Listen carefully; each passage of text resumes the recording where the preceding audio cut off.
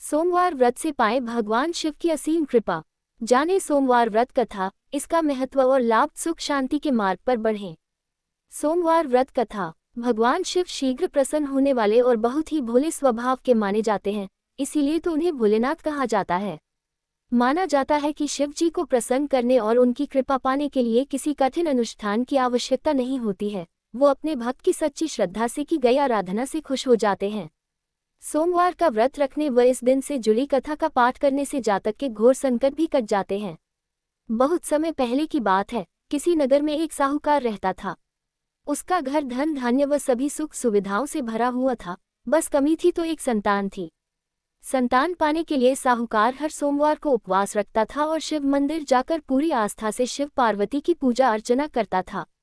उसकी अटूट भक्ति से मां पार्वती प्रसन्न हुई और भगवान शिव से निवेदन करने लगी, हे स्वामी, आप तो अपने भक्त की पुकार शीघ्र सुन लेते हैं, कृपया साहूकार पर भी दया करें और उसकी मनोकामना पूर्ण करें। माता पार्वती की विनती सुनकर भगवान शिव कहने लगे, हे देवी, हर प्राणी को अपने अच्छे बुरे दोनों कर्मों का फल भोगना ही पड़ता है, यही इस संसार की रीत है। ये सुनकर पार्वती जी साहूकार की मनोकामना पूर्ण करने के लिए शिव जी से हठ करने लगी। बहुत समझाने पर भी जब माता पार्वती न मानी, तो शंकर भगवान ने साहूकार को संतान प्राप्ति का वरदान दिया, किंतु उन्होंने कहा कि ये बालक अल्पायु होगा और मात्र 12 वर्ष तक ही जीवित रह सकेगा। उधर साहूकार भगवान शिव व माता पार्वती की बातें सुन चुका था, इसलिए उसे संतान प्राप्ति का वरदान पाने के बाद भी कोई प्रसन्नता न हुई, किंतु वो अब भी पहले की ही तरह पूरी श्रद्धा से भगवान भोले शंकर की आराधना करता रहा। वरदान पाने की कुछ ही समय बाद साहूकार की पत्नी गर्भवती हुई और 9 महीने बाद एक सुंदर बालक को जन्म दिया। जब बालक 11 वर्ष का हुआ तो साहूकार ने उसके मामा को बुलाकर कहा कि इसे काशी पढ़ने के लिए ले जाओ, तुम लोग रास्ते में यज्ञ व दान पुण्य करते हुए जाना। ये कहकर साहूकार ने उन्हें खूब धन देकर विदा किया।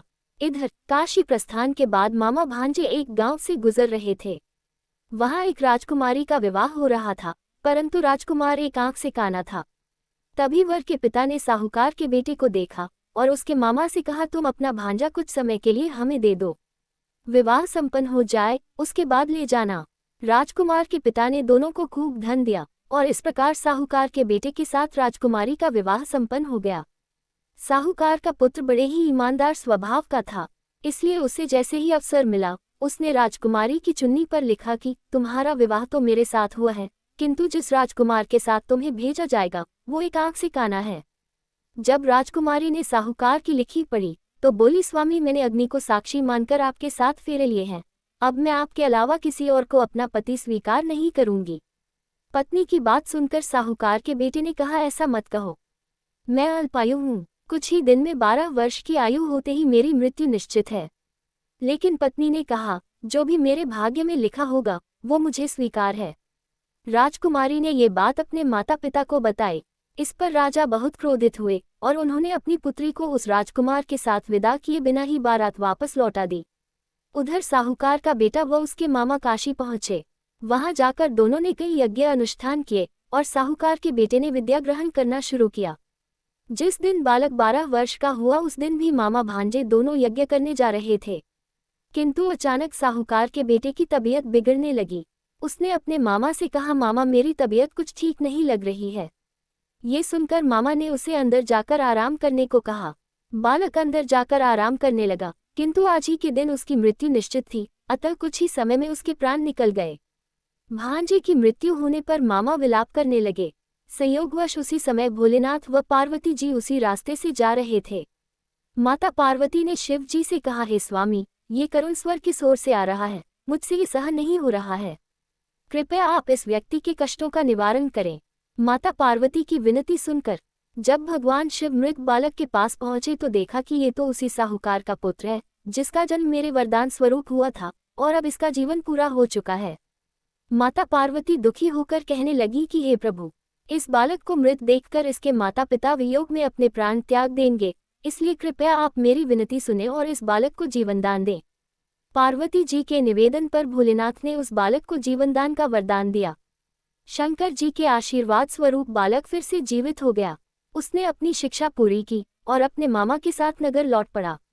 दोनों चलते चलते उस नगर में पहुंचे जहां राजकुमारी के साथ बालक का विवाह हुआ था। वहां पहुंचकर उन्होंने एक यज्ञ का आयोजन किया जिसमें उस नगर के राजा यानी राजकुमारी के पिता भी शामिल हुए। उन्होंने साहूकार के बेटे को देखते ही पहचान लिया और महल में ले जाकर उसका खूब आदर सत्कार किया। इसके बाद राजा ने अपनी पुत्री को बालक के साथ विदा कर दिया। इधर साहूकार पति पत्नी कई दिनों से भूखे प्यासे रहकर बेटे के वापस आने की राह देख रहे थे। उन्होंने निश्चय किया था कि यदि उनके बेटे की मृत्यु हो जाएगी तो वो भी प्राण त्याग देंगे। लेकिन उसी रात भगवान भोलेनाथ साहूकार के सपने में आए और कहा, हे साहूकार, मैंने तेरे सोमवार के व्रत करने और व्रत कथा सुनने से प्रसन्न होकर तेरे पुत्र को पुनः जीवनदान दे दिया है। बेटे के जीवित होने का समाचार पाकर दंपत्ति बहुत खुश हुए और भगवान शिव पार्वती को बारंबार प्रणाम किया।